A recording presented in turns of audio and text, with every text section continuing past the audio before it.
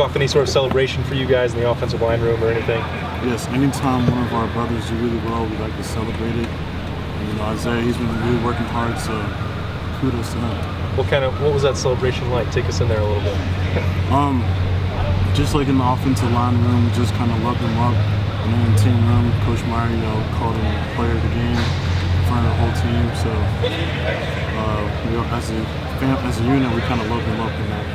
What about you? How are you grading out? Obviously, you graded out well this past week. Just 1/3 of the way through the season, how do you feel like you're playing, Michael? You know, I feel like I'm playing better than I did last year, but I feel like there's still a lot more I can improve on. What do you need to improve on the most, would you say? I can work on everything, really.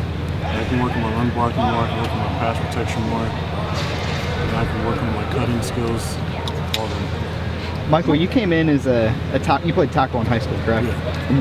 What's the biggest change going from tackle to the interior, especially at that short of a time? The guys are heavier. That's it? Yeah. There's no difference in like pulling and... I mean, we have plays where tackle pulls too, so Okay. not really. Do you think that gives you guys an advantage to have, I mean, you've got you and Brandon, both former tackles on the inside. Do you think that gives you guys an advantage pass blocking with that sort of size? Most definitely, you know, long arms, people try to get in our chest, but they can't because our arms are so long.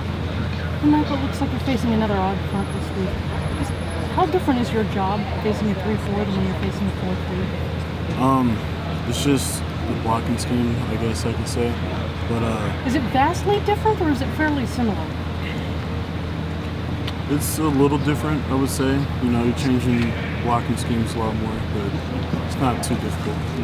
Michael, how close do you, as linemen, feel that you're gelling the way you need to make the run that you want to make? And I feel like each game, each week, you know, we're becoming closer and closer and closer. Coach Wilson just said that he can feel that too, but you're not quite there yet. What's that last step you have to take? I would say just have more small unit cohesion.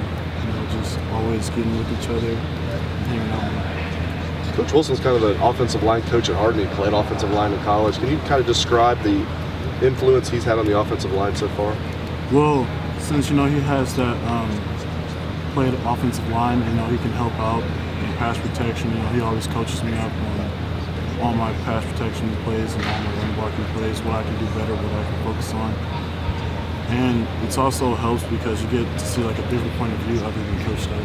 So it's kind of like having two O-line coaches. I mean, I know obviously Coach Wilson's a tight ends coach and the offensive coordinator, but so it's kind of like having two tight end or two O-line coaches. I mean, I spend the majority of the time with Coach Studd, but he'll give me a few tips, you know, every now and then.